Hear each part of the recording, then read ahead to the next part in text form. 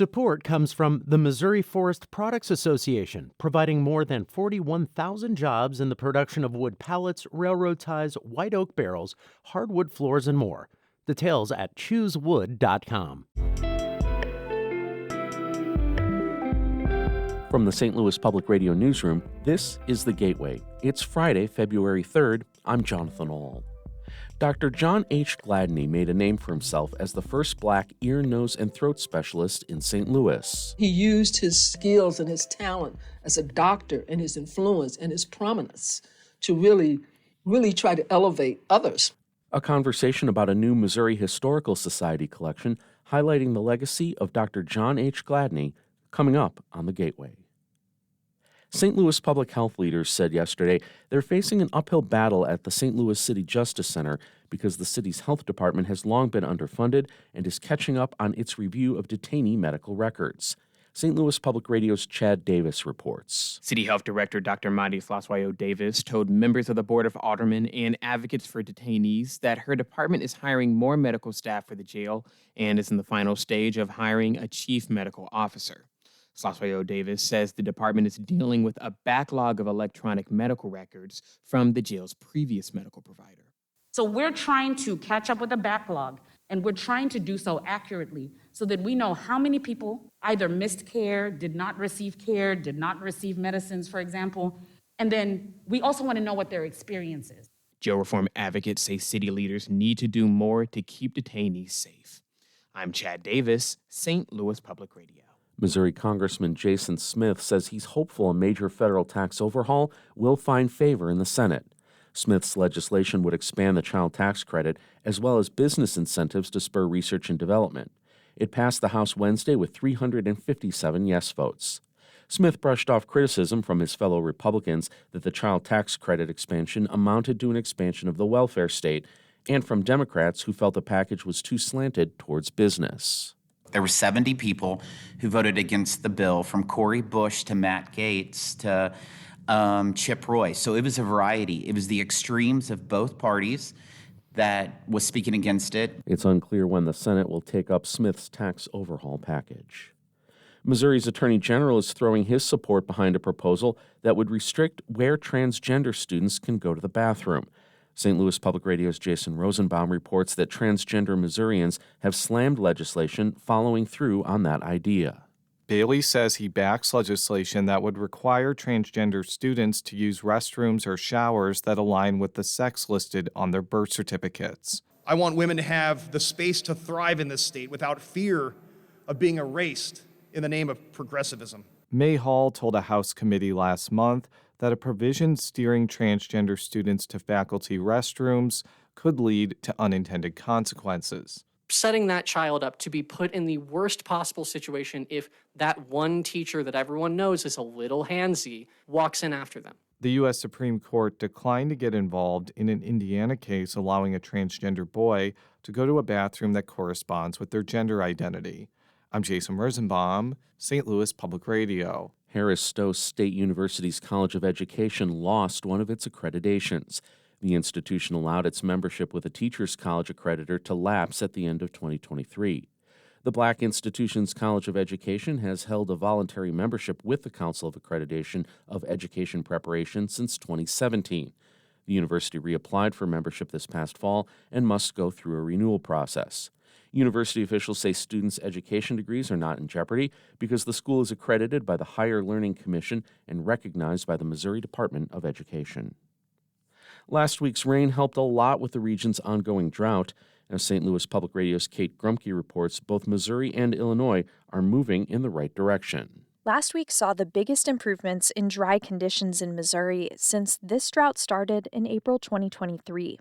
After the cold snap, abnormally warm temperatures helped the ground absorb more rain, says Missouri State climatologist Zach Leeser. It thawed pretty quickly, and so that means all of this water is really saturating into the soil, and that's very helpful. But Leeser says there are downsides to above normal winter temperatures. Warm ground could lead to more pests, like ticks. And once the summer starts, warm weather can actually make drought worse. I'm Kate Grumke, St. Louis Public Radio.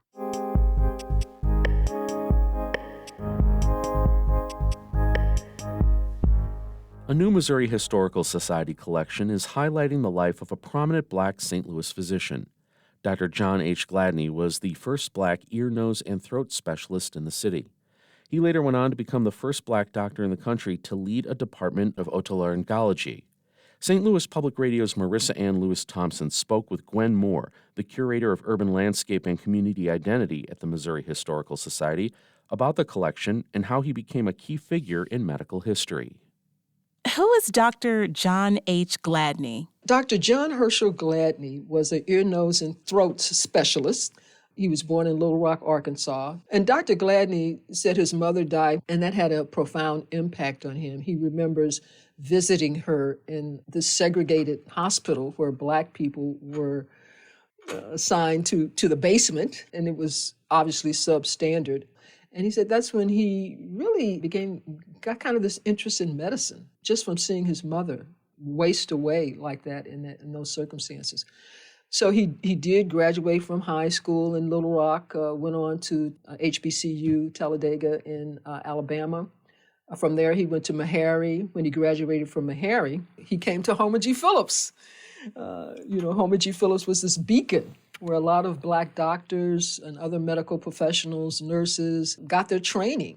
He was not just a practicing physician, he was also a researcher. He did this research that really saw a connection between diabetes and hearing loss. And because of that, he became the first Black fellow that was inducted into the American Triologic Society, and that's like the premier society for ear, nose, and throat specialists in the country. So it was quite an honor. What led to him becoming the first Black doctor to lead a department of otolaryngology in the U.S.? That's a pretty big deal. Well, he was a practicing physician, of course, but he was also a researcher. And the fact that he did this research and was looking into the causes, seeing that link between diabetes and hearing loss, I think that he was unusual in that field. I think what's really interesting about his story, when you think about somebody like Dr. Gladney, there were many doctors like that were practicing at Homer G. Phillips Hospital that came to St. Louis because of Homer G. Phillips Hospital, started private practices because they were drawn here by Homer G. Phillips Hospital.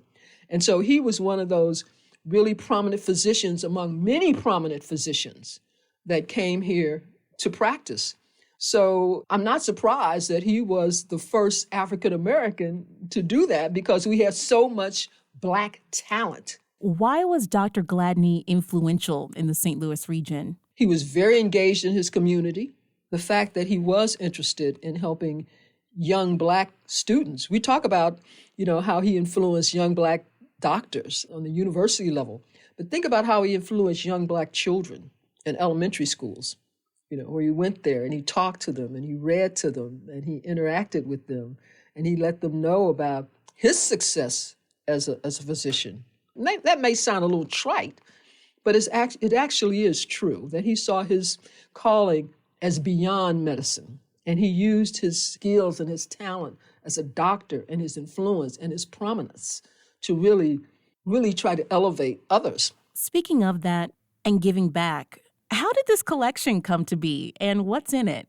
His daughter, Constance Gladney Agard, that was the initial contact. So we got his medical tools, we got some of his yearbooks, photographs. He was a member of the Boulay. We got papers, documents. Why is it important for more people to know about Dr. Gladney's legacy? He helps us to tell the story of Homer G. Phillips. It tells us multiple stories related to the city's history and the larger history of Black medicine. You cannot tell a story about Black medicine nationally, internationally, without mentioning Homer G. Phillips and these pioneering doctors that helped to bring attention to this city and to Black medicine. That was Gwen Moore, the curator of urban landscape and community identity at the Missouri Historical Society, speaking with St. Louis Public Radio's Marissa Ann Lewis Thompson about the new Dr. John H. Gladney collection.